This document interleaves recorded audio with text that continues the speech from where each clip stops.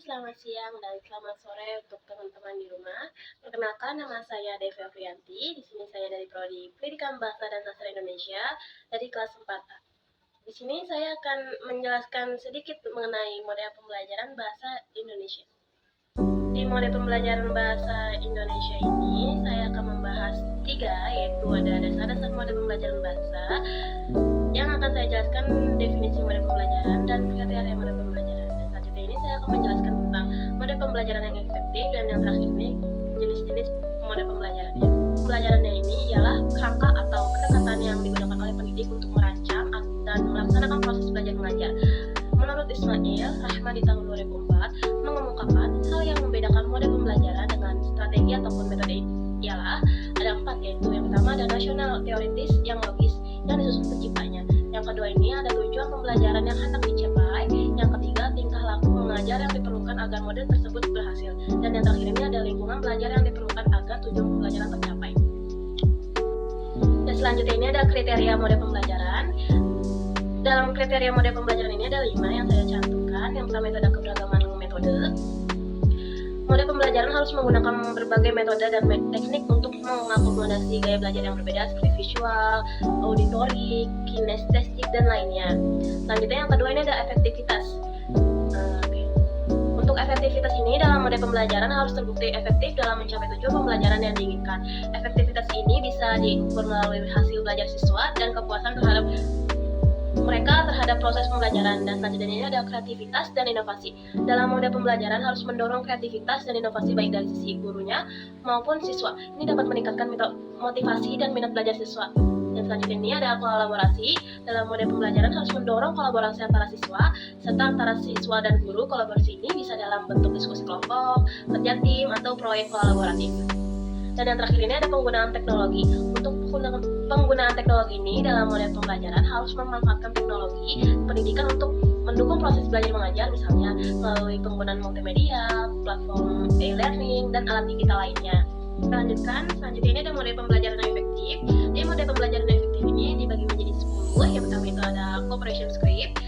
Di cooperation script ini siswa bekerja kelompok, maksimal ada 4 orang dalam kelompok dan bergantian secara lisan mengiktirkan bagian-bagian dari materi yang dipelajari. Adapun langkah-langkah yang akan saya jelaskan dalam pelaksanaannya yaitu yang pertama, guru membagi siswa dalam kelompok, dan selanjutnya guru memberikan wacana atau materi kepada siswa untuk dibaca dan membuat ringkasan.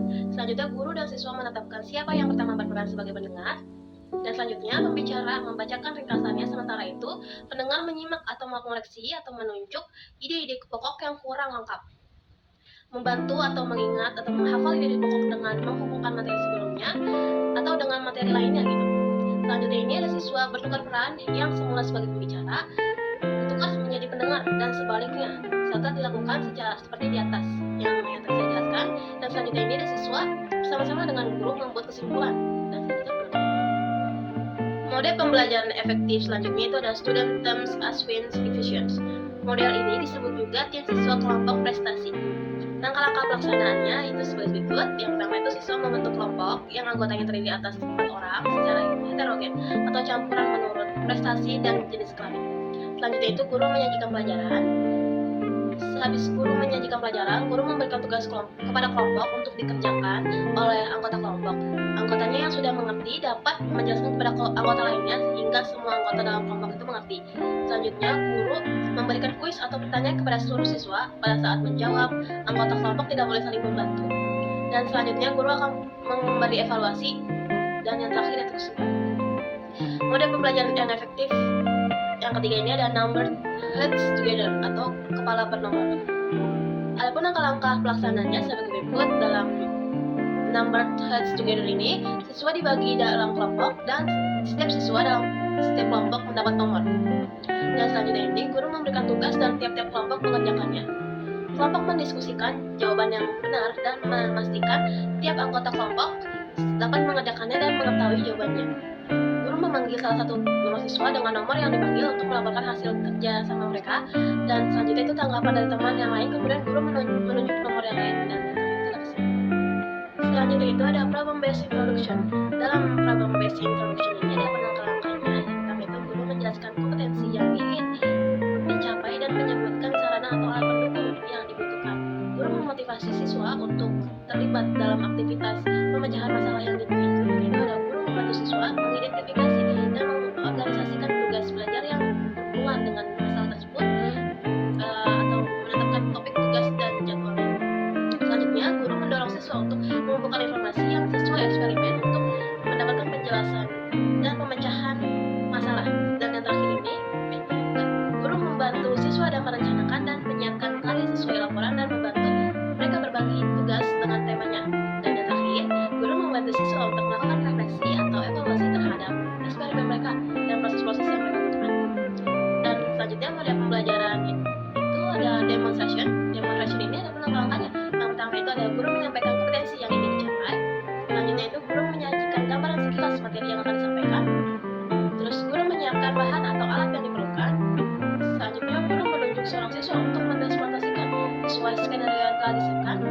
Seluruh siswa memperhatikan demonstrasi dan menganalisisnya.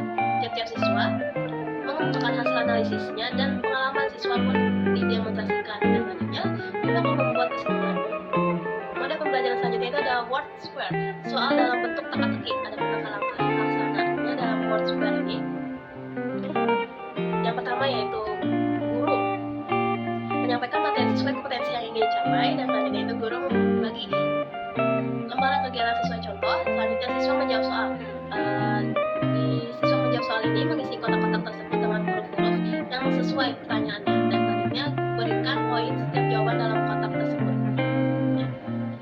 Model pembelajaran efektif yang selanjutnya itu ada explicit instruction. Explicit instruction ini model pembelajaran langsung yang khusus dirancang untuk mengembangkan belajar siswa tentang pengetahuan prosedural dan pengetahuan deklaratif yang dapat diajarkan dengan pola selangkah demi selangkah. Adapun langkah-langkah yang akan saya jelaskan ya. Itu yang pertama ada menyampaikan tujuan dan mempersiapkan siswa.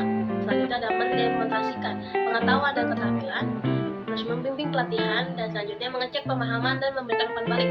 Dan yang terakhir ini memberikan kesempatan untuk melakukan latihan lanjutannya. Model pembelajaran selanjutnya itu ada complete sentence. Media menyiapkan belangko isian berupa paragraf yang kalimatnya belum lengkap dengan langkah-langkah berikutnya, yaitu ada guru menyampaikan kompetensi yang ingin dicapai, guru menyampaikan materi secukupnya atau siswa diminta membacakan buku atau model dengan waktu secukupnya. Selanjutnya itu guru membentuk kelompok 2 atau 4 orang. Selanjutnya itu guru membagikan gambar kerja berupa paragraf yang kalimatnya belum lengkap. Selanjutnya ada siswa berdiskusi dan melengkapi kalimat tersebut. Selanjutnya siswa berdiskusi secara kelompok. Setelah itu jawaban didiskusikan dan jawabannya benar artikulasi. Ada pun langkah-langkah dari model pembelajaran artikulasi ini. Yang pertama itu guru menyampaikan kompetensi yang ingin dicapai. Selanjutnya itu guru menyajikan materi. Untuk mengetahui dari seorang siswa, siswa dibentuk kelompok berpasangan 2 orang. Selanjutnya guru menugaskan salah satu siswa dari pasangan itu untuk menceritakan materi yang baru diterima dari guru dan pasangannya, mendengar sambil membuat catatan kecil, kemudian berganti peran, begitu juga kelompok lainnya. Selanjutnya guru menugaskan siswa secara bergiliran atau diacak menyampaikan hasil wawancara dengan teman pasangannya sebagian siswa sampai sudah menyelesaikan hasil wawancaranya. Selanjutnya guru mengulang atau menjelaskan kembali materi yang dianggap belum dipahami siswa tersebut. Selanjutnya akan diberikan kesimpulan belajar. Model pembelajaran selanjutnya itu ada student facilitator dan explaining. Siswa mempresentasikan ide atau pendapat pada rekan peserta lainnya. Adapun langkah-langkah dari student facilitator dan explaining ini, yang pertama itu ada guru menyampaikan kompetensi yang ingin dicapai. Yang kedua ini ada guru mendemonstrasikan atau menyajikan materinya. Selanjutnya guru memberikan kesempatan kepada siswa untuk menjelaskan kepada siswa lainnya, misalnya melalui bagan atau peta konsep. Selanjutnya guru menyimpulkan ide atau pendapat dan siswa. Selanjutnya guru menerangkan semua materi yang disajikan saat itu. Dan selanjutnya ini ada jenis-jenis model pembelajaran. Di jenis-jenis model pembelajaran ini dibagi menjadi 4. Yang pertama itu ada model pembelajaran membaca. Di model pembelajaran membaca ini dibagi menjadi 4 jenis. Yang pertama itu ada model Directed Reading Thinking Activity atau DRTA. Selanjutnya itu ada model KWL. Dan yang ketiga ini ada model PORPE. Selanjutnya yang terakhir ada model ECOLA. Di sini saya akan menjelaskan model Directed Reading Thinking Activity atau DRTA. Di model DRTA ini ada 3 tahapan. Yang pertama itu ada tahap prabaca. Di tahap prabaca ini ada kegiatannya. Yang pertama itu ada survei teks, mencari petunjuk tentang isi, judul, ilustrasi, subjudul, dan ilustrasi. selanjutnya ini ada membuat prediksi. Yang di terakhir tahap prabaca ini menulis prediksi pada lembar prediksi yang meliputi yang pertama itu ada lembar prediksi berisi klasifikasi seperti kolom terbukti, tidak terbukti, benar atau salah, informasi tidak cukup atau lainnya. Selanjutnya ini ada menentukan tujuan membaca, apakah prediksinya terbukti atau tidak. Dan yang terakhir ini lanjutan dari menulis prediksi tersebut. Ya, selanjutnya ada tahap membaca. Di tahap membaca ini ada dua yang dibagi, yaitu menjadi pertama itu membaca teks diam atau lantang. Selanjutnya memberi tanda X pada lembar klasifikasi pada lembar prediksi dan menentukan berapa banyak kesesuaian hasil prediksi dengan isi bacaan tersebut. Selanjutnya ini ada pasca membaca. Di pasca membaca ini ada membandingkan isi prediksi dengan isi teks yang sebenarnya. Yang kedua itu ada menganalisis daftar prediksi dan membaca menilai berapa banyak kesesuaian hasil prediksi dengan isi bacaan tersebut. Jadi KWL ya salah satu strategi pembelajaran yang menekankan pada pentingnya pengetahuan membaca. KWL yang disebut dengan ketahuan standar. Strategi KWL terdiri dari 3 langkah. Yang pertama itu ada key, yaitu what I know, yang artinya apa yang saya ketahui. Yang kedua itu ada what I want to learn, yaitu apa yang ingin saya pelajari. Dan yang terakhir ada L, ada what I learned, yang artinya apa yang telah saya pelajari. KWL ini dikembangkan dan diterapkan untuk mengetahui kerangka kerja guru untuk mengetahui kemampuan siswa. Model portfolio ini yang disebut dengan Predict, Organize, Rehearse, Practice, Evaluate, yang merupakan strategi belajar yang dikembangkan oleh Simpson tahun 1986, yang dirancang untuk membantu siswa dalam merencanakan secara efektif atau aktif, memonitor dan mengevaluasi pembelajaran mereka mengenai isi bacaan. Yang kedua ini ada mempelajari proses-proses yang berbelit-belit dalam persiapan ujian esai. Selanjutnya ada menggunakan proses menulis untuk mempelajari isi bacaan. Tahapan strategi portfolio itu ada yang pertama ada Predict, yaitu membuat prediksi berupa pertanyaan-pertanyaan esai. Selanjutnya ada Organize, mengorganisasikan konsep dalam bentuk mind mapping. Selanjutnya ada Rehearse, melatih kembali dengan cara mempresentasikan di depan umum. Selanjutnya itu ada Practice, menuliskan kembali dengan bahasanya sendiri. Dan yang terakhir ini ada Evaluate, yaitu menjawab pertanyaan esai yang dibuat oleh guru. Model selanjutnya itu ada model EVOLA, langkah-langkah extending concept through language activities. Berikut yang pertama ada menentukan tujuan komunikasi. Dalam model ini, siswa berdiskusi untuk menentukan tujuan membaca, kecakapan di hidup yang diharapkan dari menentukan tujuan komunikasi, yaitu ada yang pertama gemar membaca, cepat menemukan ide konsep, dan berikut yang pertama itu membaca dengan baik. Membaca merupakan keterampilan berbahasa yang bertujuan memahami ide, gagasan, serta perasaan dalam teks. Membaca yang baik akan memperhatikan kecepatan dan pemahaman saat membaca. Yang kedua itu ada memilih materi bacaan, mengenali karakteristik bacaan, bahasanya mudah dimengerti, ada pesan yang disampaikan, mendidik, menghibur, dan mudah diperoleh. Selanjutnya itu ada menyediakan waktu agar kemampuan membaca menjadi baik. Salah satu cara yang perlu dilakukan adalah menyediakan waktu rutin untuk selalu membaca. Dan yang terakhir ini ada membaca kritis. Setelah melakukan pemahaman terhadap ide atau informasi, pembaca akan mengalami proses analisis dan mengevaluasi terhadap teks yang dibaca. Selanjutnya ada model pembelajaran mendengarkan. Yang pertama ini ada retelling story, yang termasuk dalam kategori ini, yaitu sebagai berikut.